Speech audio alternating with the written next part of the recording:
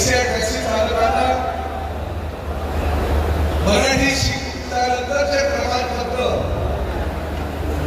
मुंबई मराठी साहित्य संघ आणि कोकण मराठी साहित्य परिषदेच्या माध्यमातून त्यांना जे वर्ग त्यांचे घेण्यात आले होते त्याच्या प्रमाणपत्र वितरणाचा कार्यक्रम या ठिकाणी आयोजित केला आहे. स्वागत करतो, त्यांचं अभिनंदन.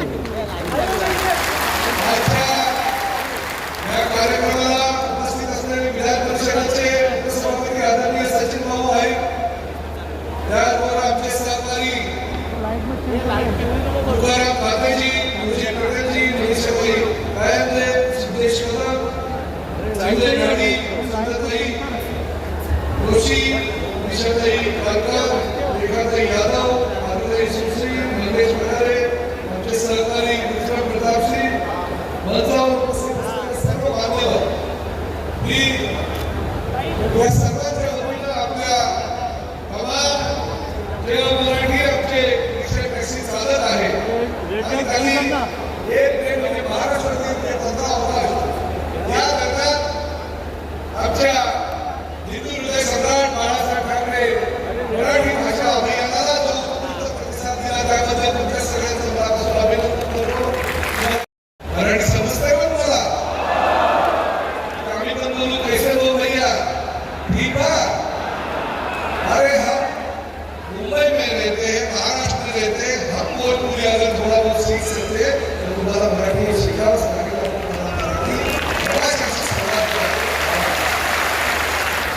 हे महायुतीचं सरकार आहे. महायुतीच्या सरकारनं हे राज्यामध्ये रोजगार निर्माण केले. आम्ही रोजगार देणारं राज्य आहे असं आम्ही सातत्याने सांगत आहोत. परंतु अनेक वेळा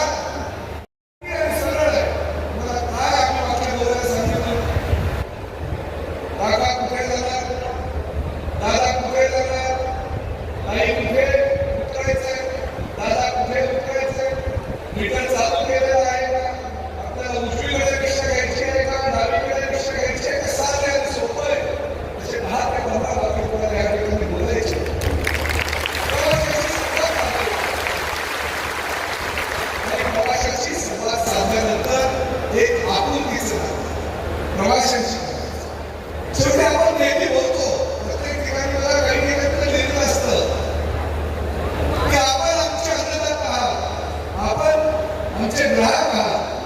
ग्राहकांशी आम्ही व्यापार करतो आणि त्या व्यापाराच्या माध्यमातून आम्ही आमची रोजीरोटी कमवतो. त्यामुळे ग्राहक आमच्यासाठी देव आहे आणि जो ग्राहक असतो त्या ग्राहकाबरोबर जर तुम्ही त्यांच्या भाषेमध्ये शिकला, त्यांच्या भाषेमध्ये जर बोलला तर ग्राहकाला तुम्ही आनंद होईल याचा तुम्ही विचार करतो.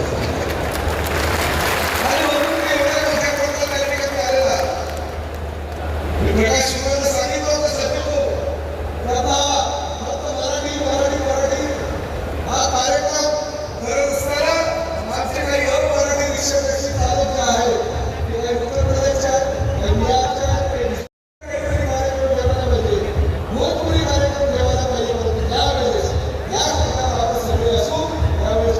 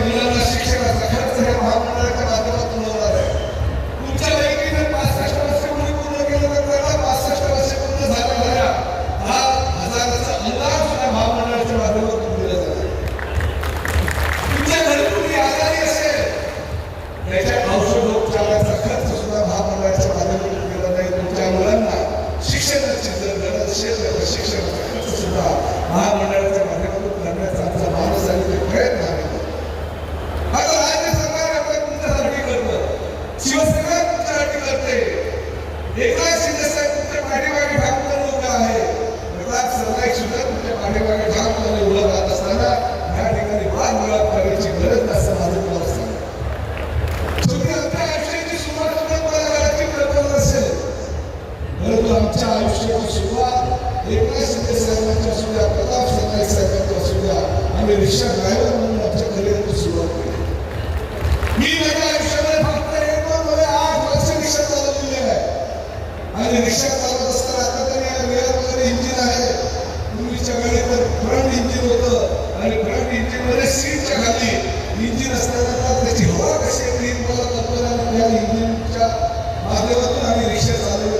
रिक्षा म्हणजे काय प्रश्न आहे, त्याच्या काय समस्या आहेत, त्याच्या घरी काय परिस्थिती निर्माण होते. 8-10 तास काम केल्यानंतर याची जाणीव असलेले प्रताप सरनाईक, एकनाथ शिंदे, सचिन प्रकाश सोडसारखे आमच्या या ठिकाणी उपस्थित असलेले सगळे आमदार आम्ही सुद्धा काळाकाळात तिथपर्यंत पोहोचलो.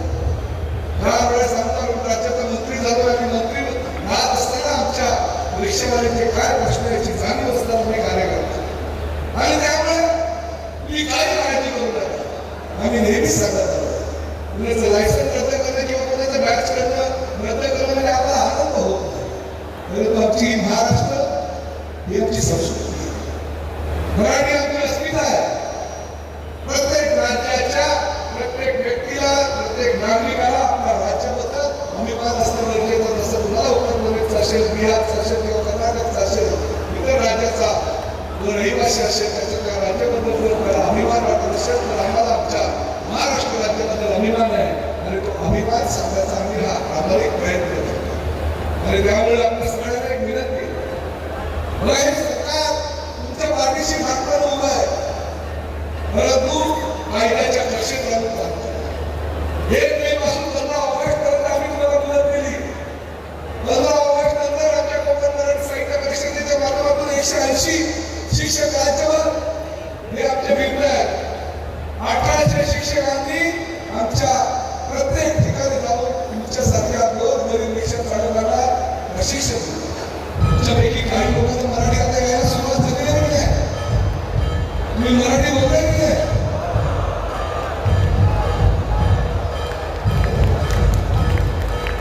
किती लोकांना मराठी येतात तुमच्यापैकी? मला प्रमाणपत्र मराठी आलं तरच दिलेलं आहे ना.